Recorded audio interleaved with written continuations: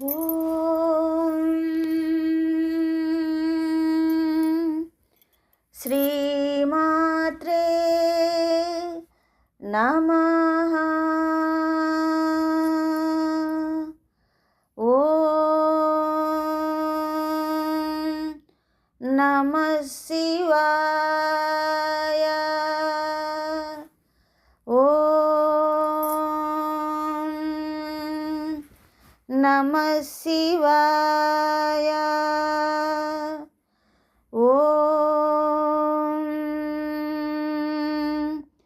నమః శివాయ.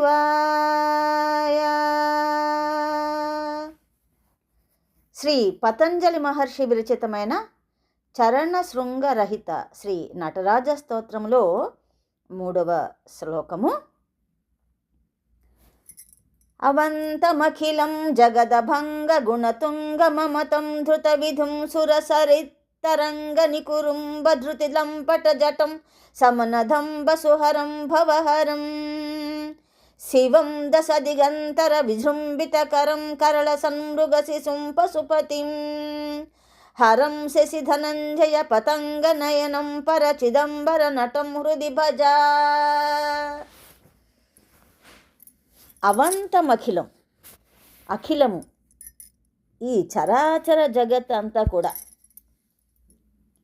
విశ్వమంతా కూడా, సకన భువనాలు, అవంతమఖిలం అంతా వ్యాపించి ఉన్నటువంటి వాడు ఆ పరమేశ్వరుడు. మనం సాకార రూపంలో ఒక పరిమితమైనటువంటి రూపంలోనే భగవంతుని దర్శిస్తూ ఉంటాము. మన చిత్తములో కానీ లేదా విగ్రహ రూపంలో, పటం రూపంలో, అలా. ఈ యోగులు ఆ భగవంతుని యొక్క నిరాకార రూపాన్ని వాడు దర్శిస్తూ ఉంటారు. సాకారమైన నిరాకారమైన మన జ్ఞానానికి, మన బుద్ధికి ఎంతవరకు అందుతుందో అంతవరకు మాత్రమే పరమేశ్వరుడు ఉన్నాడు అనేటువంటి భావాన్ని మనం కలిగి ఉంటాం. కానీ ఆయన చరాచర జగత్ అంతా కూడా, దృశ్యమాన జగత్తు అంతా కూడా, కదిలేవి కదలనటువంటివి, స్థావర జంగమాది అన్నిటి యందు కూడా ఆయన ఉన్నాడని మనకు ఎలా తెలుస్తుంది అంటే, అందులో ఉన్నటువంటి శక్తి ఎప్పుడైతే వ్యక్తమవుతుంటుందో, ప్రకటితమవుతుంటుందో అందులో ఉన్నాడు. మన బుద్ధికి అందనంత మాత్రాన ఇంకా ఏది లేదనుకోవడానికి లేదు. అదృశ్యమైనటువంటి జగత్ అంతా కూడా ఆయన వ్యాపించి ఉన్నాడు. అవంతమఖిలం, విష్ణు స్వరూపుడుగా కనుక మనం భావించిన వ్యాపించి ఉన్నటువంటి వాడు విష్ణువు. అలాగే అంతటా కూడా శక్తి చైతన్య స్వరూపంతో ఉన్నటువంటి వాడు ఎవడు అంటే ఆ పరమేశ్వరుడు, భగవంతుడు. అవంతమఖిలం విష్ణువైనా, శివుడైనా, అమ్మవారైనా. జగదభంగ, జగత్ అనగానే అది నశ్వరము, శాశ్వతమైనటువంటిగా ఉండదు, అది నశించిపోతూ ఉంటుంది. అయితే భగవంతుడు అనేటువంటి వాడు అంతటా వ్యాపించి ఉన్నటువంటి వాడికి లయం అనేటువంటిది లేదు అంటున్నారు. నశించేటువంటి కాదు, అభంగరము. జీవితం క్షణభంగురము అంటాం. ఎప్పుడు ఎలా పరిణమిస్తుందో తెలీదు. భగవంతుడికి ఆ భావం ఉండదు. ఆ స్థితికి అతను అతీతుడు. అందువల్ల జగదభంగము అంటున్నారు. జగత్తు వల్లే నశించేటువంటి వాడు కాదు. గుణతంగ మమతం, ఇక గుణాలు, గుణము అనేటువంటి స్వభావ సిద్ధంగా ఉండేటువంటిది. ఆయా జీవుల యొక్క స్థితిని బట్టి మారుతూ ఉంటుంది. సత్వగుణమా, రజోగుణమా, తమోగుణమా అనేటువంటి ఏ గుణమైనా దేన్నైనా ఒకదాన్ని, ఒక జీవుణ్ణి ఆశ్రయించి ఉంటుంది. జీవ చైతన్యం ఉన్నటువంటి ప్రతిదానికి కూడా స్వాభావికంగా ఒక గుణం అనేటువంటిది ఉంటుంది. అయితే మానవుడిని గనక మనం తీసుకుంటే క్షణక్షణం మారిపోతూ ఉంటాయి. మనకి జీవజాలంలో జంతువుల్ని కనుక తీసుకుంటే కొన్ని సాధు స్వభావం ఉంటాయి, కొన్ని క్రూర స్వభావం ఉంటాయి. మనిషి తీసుకుంటే అన్ని రకాల స్వభావాలు ఉంటాయి, క్షణక్షణానికి మారుతూ ఉంటాయి, పరిస్థితులకు అనుగుణంగా కూడా మారిపోతూ ఉంటాయి. చాలా ఆశ్చర్యకరమైనటువంటిది. భగవంతుడికి అలా ఏ గుణాన్ని మనం ఆపాదించలేము. ఆయన సృష్టి స్థితి లయాలకు అతీతంగా ఉన్నటువంటి ఒక నిరాకార చైతన్య స్వరూపుడు అయినప్పుడు అతనికి సత్వ తమో రజో గుణాలు అనేటువంటివి ఉంటాయా? గుణాతీతుడు. అటువంటి ఆ పరమేశ్వరుడి యొక్క రూపాన్ని ఇక్కడ చెప్తున్నారు. ధృత విధం, ఆయన ధరించి ఉన్నాడు. దేన్ని? నెలవంకని. ధృత విధుం, అర్ధచంద్రుని ధరించి ఉన్నాడు. షోడశ కళలతో ఉండేటువంటి చంద్రుడు శుక్లపక్షంలోనూ కృష్ణపక్షంలోనూ కూడా వృద్ధి క్షయాలకు లోనవుతూ ఉంటాడు. ఆ చంద్రుడు శివుణ్ణి ఆశ్రయించాడు. దక్షుడు ఇచ్చినటువంటి శాప ఫలితంగా ఆయన కళలు తగ్గిపోతూ ఉన్నప్పుడు శివుణ్ణి ఆశ్రయించడం వలన ఈ వృద్ధి క్షయం అనేటువంటివి రెండూ సంభవించేలాగా ఆయన చంద్రుణ్ణి అనుగ్రహించాడు. అంతేకాదు తనని ఆరాధించినటువంటి వాడిని తన నెత్తి మీద పెట్టుకున్నాడు. అది ఆయన యొక్క దయాగుణం. ధృత విధం, అర్ధచంద్రుని అలంకరించుకున్నటువంటి ఆయన ఇక్కడ ఒక అద్భుతమైనటువంటి అంశాన్ని మన ముందుకు తీసుకొస్తున్నాడు పతంజలి. సురసరిత్తరంగ నికురుంబ ధృతి లంపట జటం. సురసరిత్ చాలా విజృంభించేస్తోంది. ఆ విజృంభించేటువంటి సురసరిత్తరంగ గంగా. ఆ గంగాదేవి ఆమె విజృంభించి ఎలా వచ్చింది? నికురుంబ ధృతి లంపట జటం, ఆయన యొక్క జటాజూటంలో అలంకరించుకున్నాడు. ఆమె దిగింది చాలా వడివడిగా. భగీరథుడి యొక్క తపస్సు చేసినప్పుడు గంగాదేవి క్రిందకి వస్తూ ఉన్నప్పుడు దాన్ని ఆ వడిని తట్టుకోవడం కష్టం అని చెప్పి లోకులు జీవులు ఆయన ఏం చేశాడు? శివుడు తన యొక్క జటాజూటాన్ని అంతటినీ కూడా విప్పార్చి అందులో ఆ తల్లిని బంధించాడు. ఆమె కోరుకున్నది అది.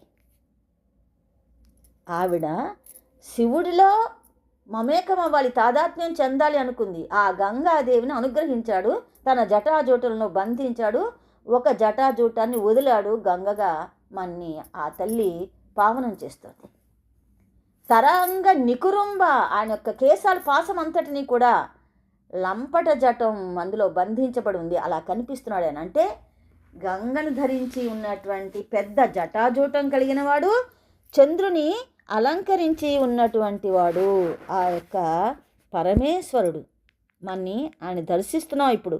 గుణాతీతమైనటువంటి రూపాతీతమైనటువంటి ఆ యొక్క భగవంతుని మనం ఇలా దర్శిస్తున్నాం. నెలవంకని ధరించినటువంటి వాడు, గంగని ధరించి ఉన్నటువంటి వాడు. ఆయన శమన దంభ సుహరం. శమనుడు అంటే యముడు. శమన దంభ, ఆ శివుడు యముని యొక్క అహంకారాన్ని, ఆ దంభాన్ని అణిచేశాడు. దీని గురించి కూడా లోగడ మనం చెప్పుకున్నాం. యమధర్మరాజు సమవర్తి. ఆయనకి అందరి ఎడల కూడా సమభావం ఉంటుంది. ఆయన ధర్మాన్ని నిర్వర్తించడంలో ఆయన మించినటువంటి వారు ఇంకొకరు లేరు. అయినప్పటికీ కూడా యమధర్మరాజు తన యొక్క శిష్యుల దగ్గరికి వస్తే, తన ఆశ్రితుల దగ్గరికి వస్తే, తన భక్తుల దగ్గర కనుక వస్తే ఆయన ఉపేక్షించడు. అంటే ఆపమృత్యు భయం అనేటువంటిది లేకుండా చేస్తాడు. అలా మృత్యుదేవత యొక్క అహంకారాన్ని ఆయన అణిచివేస్తాడు అని ఇక్కడ చెప్పబడుతూ వచ్చింది. హరం, ఆ శివుడు శమనదంబసుహరం, భవహరం, మన యొక్క భవ రోగాలన్నిటినీ కూడా బాపేవాడు, హరించేవాడు. భవం అంటే ఇహలోక సంబంధమైనటువంటివి. భవరోగాలు, ఈతి బాధలు, ఏదైనా సరే దేని చేత అయితే నువ్వు బాధపడుతున్నావో, అంటే భక్తులు వారు దేని వల్ల అయితే వాడు దుఃఖపడుతున్నారో వాటినన్నిటినీ కూడా హరించేటువంటి వాడు. అలాంటి ఆ శివం, ఆ మంగళాకారుడు, ఆ నిర్మలాకారుడు దశ దిగంతర విజృంభితకరం. దశ దిగంతాలు 10 దిక్కుల తూర్పు, పడమర, ఉత్తరం, దక్షిణం, ఈశాన్యం, ఆగ్నేయం, వాయవ్యం, అదేవిధంగా నైరుతి. ఇవే కాదు సుమా, ఊర్ధ్వ అధోలోకాలు. ఈ 8 దిక్కుల అంటాం మనం, కానీ ఊర్ధ్వము అధోలోకం అనేటువంటి కూడా. ఈ దశ దిశల ఆయన తన యొక్క చేతుల్ని విజృంభితకరం, తన హస్తాలన్నిటినీ కూడా చాచి ఉంచాడు. దేనికోసం? తన యొక్క భక్తులందరినీ కూడా రక్షించడం కోసం, దుష్ట శిక్షణ కోసం, శిష్ట రక్షణ కోసము ఆయన తన హస్తాలన్నీ కూడా బారచాపి ఉంచాడు. మన యొక్క చేతులు కొంతవరకే అవి వ్యాపింప చేయగలము, అంటే బారచాపగలము. భగవంతుని యొక్క చేతులు అంతటా నిండి ఉన్నటువంటి ఆ విరాట స్వరూపుని యొక్క హస్తాలు అంతటా కూడా వ్యాపించి ఉంటాయి. అన్ని చేతులతో, దాన్నే మనం 1000 చేతులతో అంటాం. మనం 1000 అంటే అనంతము, అనంతమైనటువంటి బాహువులతో ఆయన మన్ని అనుగ్రహించడానికి సిద్ధంగా ఉన్నాడు. అటువంటి దశ దిగంతర విజృంభితకరం. ఇంకా కరసన్ మృగశిశుం, ఆయన యొక్క కరములో ఒక శిశువు అంటే జింక పిల్ల. జింక పిల్ల ఎలా ఉంది అనే దాన్ని తీసుకుంటే, చేతిలో జింక పిల్ల, అది చంచలమైనటువంటిది కదా జింక అంటే. దాన్ని పట్టుకుని మనకి ఏమి సూచిస్తున్నాడు? మనో చాపల్యాన్ని నియంత్రించుకోండి అని చెప్తున్నాడు. మన వల్ల కాకపోతే ఆయన్ని ఆశ్రయిస్తే ఆయన నియంత్రిస్తాడు. కరళసన్ మృగశిశుం పశుపతిం. ఆది శంకరాచార్యులు ఈ పశుపతి అనేటువంటి ఆ సంబోధనతో శివానంద లహరిలో చాలా సందర్భాల్లో ఆయన స్తుతిస్తూ ఉంటాడు. పశువు అంటే వివేకం, విచక్షణ లేనటువంటిది ఆ లక్షణం గల అది కదా పశువులు అంటాం మనం. ఒక రకంగా మనం కూడా పశువులమే. మనకున్నటువంటి జ్ఞానం ఏమిటి, దాని యొక్క పర్యవసానం ఎలా ఉంటుంది? మనల్ని సరైనటువంటి దారిలో పెట్టేటువంటి వాడు ఆయన పశుపతి. మనము పశువులవే, ఆయన్ని మన్ని సరైనటువంటి దారిలో పెట్టేటువంటి వాడు, ఆలనా పాలన చూసేటువంటి వాడు ఆ పశుపతి, ఆ పరమేశ్వరుడు. ఆయన హరం, ఆ హరుడు శశి ధనంజయ పతంగ నయనం, త్రినేత్రుడైన. శశి అంటే చంద్రుడు, ధనంజయ అంటే అగ్ని, పతంగి అంటే సూర్యుడు. త్రినయనాలతో ఆయన మనకి దర్శనమిస్తున్నాడు. అటువంటి చిదంబర నటం హృది భజ, అటువంటి ఆ చిదంబరేశ్వరుని ఓ సాధకుడా హృదయంలో ఎల్లవేళలా భజిస్తూ ఉండు, ఆయన్ని దర్శిస్తూ ఉండు, ఆయన్ని స్తుతిస్తూ ఉండు. ఆయనే మన యొక్క యోగక్షేమాలు చూసుకుంటాడు, ముక్తిని ప్రసాదిస్తున్నాడు అని చెప్పి పతంజలి మహర్షి తాను దర్శిస్తూ మనకి దర్శింపచేసినటువంటి గొప్ప అద్భుతమైనటువంటి ఈ శ్లోకము మనకి మన స్థితిని తెలియజేస్తుంది. భగవంతుని ఆశ్రయిస్తే ఆయన ఎలా కాపాడుతాడో అనేటువంటి విషయాన్ని కూడా తెలియజేస్తుంది.